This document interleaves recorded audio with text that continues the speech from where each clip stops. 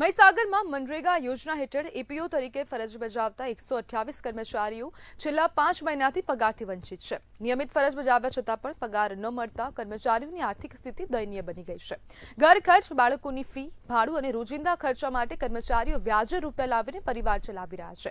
અનેકવાર રજૂઆત કરવા છતાં અધિકારીઓ તરફથી માત્ર ઉપરથી ગ્રાન્ટ આવી નથી એવો જવાબ આપવામાં આવે છે। કર્મચારીઓનો સવાલ છે કે જો સરકાર પાસે વિવિધ યોજનાઓ માટે કરોડોની જાહેરાત કરવાના પૈસા છે તો પછી મહેનત કરી રહેલા કર્મચારીઓનો પગાર સમયસર કેમ ચૂકવાતો નથી?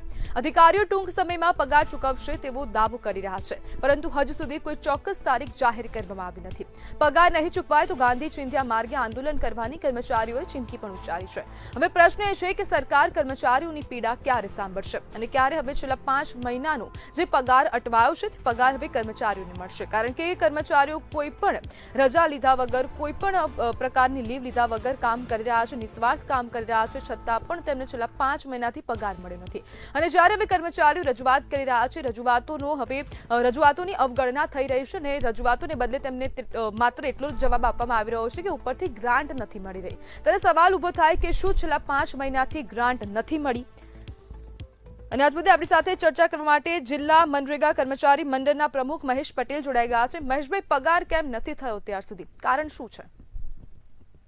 મેડમ, પગાર બાબતે અમે વારંવાર રજૂઆતો કરી છે, પરંતુ વડી કચેરી દ્વારા અમને એક જ જવાબ આપવામાં આવે છે કે કેન્દ્ર સરકારે ગ્રાન્ટ ફાળવી નથી અને હાલ ગ્રાન્ટ ફાળવ્યા બાદ તમારો પગાર કરવામાં આવશે।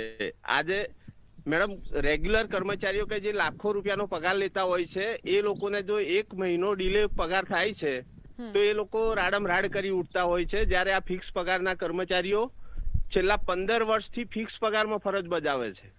આ કર્મચારીઓ એવા છે કે જેમણે 2 વખત સ્પર્ધાત્મક પરીક્ષાઓ પાસ કરી, ક્વોલિફિકેશન મેળવી અને આ યોજનામાં કામગીરી માટે જોડાયા છે। 2016માં નામદાર ગુજરાત હાઈકોર્ટ દ્વારા ચુકાદામાં પણ સ્પષ્ટ ચુકાદો આપ્યો છે કે આ કર્મચારીઓ માટે રાજ્ય સરકારે નીતિ નિર્ધારિત કરવી જોઈએ, જેના બદલે સરકાર સતત હાઈકોર્ટના ચુકાદાનો અવગણના કરી રહી છે। 2022માં રાજ્યવ્યાપી અમે આંદોલન કર્યું હતું। આંદોલનમાં સીએમ ભૂપેન્દ્રભાઈ પટેલ સાહેબને પણ મળ્યા હતા। એ વખતે તેમણે પણ હૈયાધારણા આપી હતી કે અમે ટૂંક સમયમાં તમારા આ પ્રશ્નોનો નિકાલ કરી દઈશું। હવે આ કર્મચારીઓને પગાર ન ચૂકવીને કદાચ સરકાર આ લોકોને આર્થિક માનસિક પરેશાન કરતી હોય અને તેઓને કાયમી ન કરવા પડે તેવા બદ ઇરાદાથી આઉટસોર્સિંગમાં ધકેલવાના પ્રયત્નો કરતી હોય તેવું સ્પષ્ટ જણાઈ આવે છે। બિલકુલ મહેશભાઈ, જોડાવા બદલ આપનો આભાર।